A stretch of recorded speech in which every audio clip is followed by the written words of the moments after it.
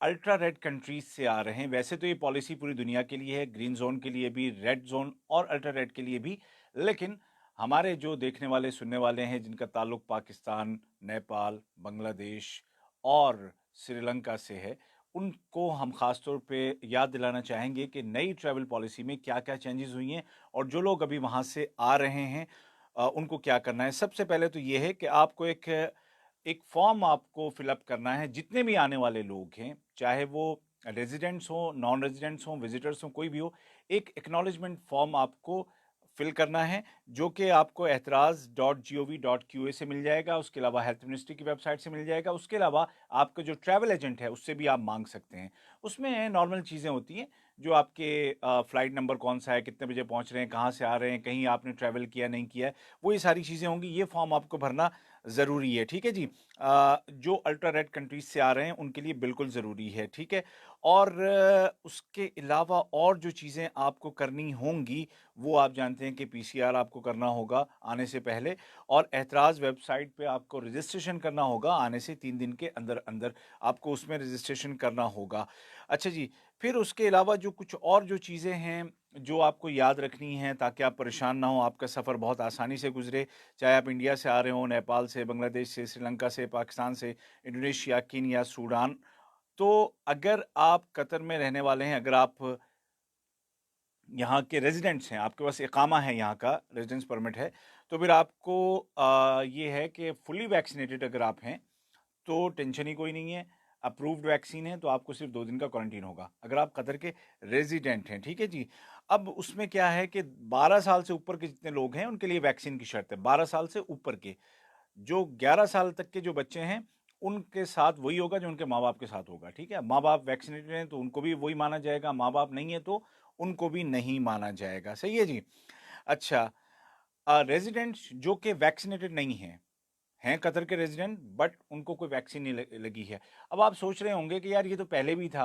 पहले ये नहीं था। पहले ये था कि सिर्फ कतर के अंदर जिनको वैक्सीन लगी है उनका होटल का क्वारंटीन सिर्फ 2 दिन है। अब ये है कि मिनिस्ट्री की जानिब से जितनी भी अप्रूव्ड वैक्सीन हैं वो सब लगवा के जो आने वाले हैं उनका 2 दिन का क्वारंटीन है, और उसके बाद वो निकल जाएंगे, पीसीआर करवा के आना है, और यहाँ आने के बाद भी विद इन 36 आवर्स आपका पीसीआर होगा। और उसके बाद एक एंटीबॉडी टेस्ट होगा अगर आपको ऐसी वैक्सीन लगी है जो यहाँ अप्रूव्ड है। लाइक इंडिया में कोविशील्ड है, पाकिस्तान में सिनोवाक है, या और जो वैक्सीन हैं। और वो वैक्सीन भी मैं आपको बता देता हूँ कि कतर में कौन कौन सी अप्रूव्ड वैक्सीन हैं, जो कि इससे पहले भी कई दफ़ा बताई हैं, फिर बता देता हूँ। फाइजर बायोनटेक, ठीक है, इसके 2 डोजेज होने चाहिए। मोडर्ना, इसके भी 2 डोजेज होने चाहिए। एस्ट्राजेनेका, एस्ट्राजेनेका में कोविशील्ड ऑक्सफोर्ड और वैक्स जिविडिया ये दोनों इसमें शामिल हैं, ठीक है। तो कोविशील्ड इसमें शामिल है। उसके अलावा जैनसन या जॉनसन एंड जॉनसन, इनका एक ही डोज होता है। ये वो हैं जो फुली अप्रूव्ड हैं। 3 और वैक्सीन हैं जो कि कंडीशनली अप्रूव्ड हैं।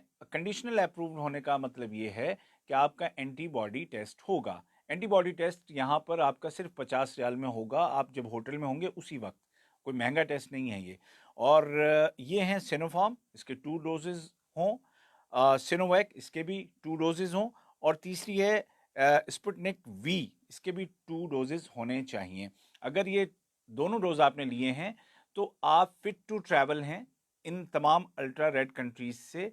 लेकिन उसमें सिर्फ एक बात है कि आने से पहले भी आपको एंटीबॉडी टेस्ट करवा के आना है जो एटलीस्ट 30 डेज के लिए वैलिड हो, और यहाँ आने के बाद भी आपका पीसीआर के साथ साथ एंटीबॉडी टेस्ट होगा। अगर दोनों टेस्ट क्लियर हैं तो 2 दिन में ही आपका क्वारंटीन खत्म हो जाएगा। अब सवाल ये है कि अगर आपने 10 दिन का क्वारंटीन पहले से बुक किया हुआ है तो क्या होगा? तो होगा ये कि 8 दिन के पैसे आपको वापस मिल जाएंगे। कैसे वापस मिलेंगे वो आप डिस्कवर कतर वालों के साथ आप लगे रहिएगा। तो कुछ दिनों के बाद, फौरन नहीं मिलेंगे, कुछ दिनों के बाद, क्योंकि जब आप ऑनलाइन ट्रांजैक्शन करते हैं तो फौरन पैसे नहीं मिलते हैं। तो कुछ दिनों में वो पैसे भी आपको मिल जाएंगे, ठीक है जी। अच्छा, अब ये तो हो गई बात रेजिडेंट्स की। अब सेम यही चीज़ जो है विजिटर्स के लिए है, कोई फ़र्क नहीं है। अगर आपको कोई भी ऐसी अप्रूव्ड वैक्सीन लगी हुई है तो सेम वही चीज़, 2 दिन का क्वारंटीन होगा। लेकिन 2 दिन का क्वारंटीन तब होगा जब आपका पीसीआर भी यहाँ आने के बाद क्लियर होगा और एंटीबॉडी टेस्ट भी क्लियर होगा, ठीक है। और आने से पहले भी आपको पीसीआर कराना है। और अगर कंडीशनल वैक्सीन आपको लगी है, जैसे इंडिया वालों की कोविशील्ड है, पाकिस्तान में सिनोवाक लग रही है या सिनोफार्म लग रही है, तो इस सूरत में आपको वहाँ से भी एंटीबॉडी टेस्ट करवा के आना होगा। सही है जी। और उसके अलावा एतराज़ याद रखिएगा कि एतराज़ वेबसाइट पे आपको रजिस्ट्रेशन करना है। और जो अनवैक्सीनेटेड लोग हैं उनको कतर में विजिट पे एंट्री नहीं है। विजिट पे, अगर आपका रेजिडेंस वीज़ा है, वर्किंग वीज़ा है, आप आ सकते हैं, लेकिन विजिट पे एंट्री नहीं है। ठीक है, तो ये वो पॉइंट्स हैं जो आप जहन में रखिएगा।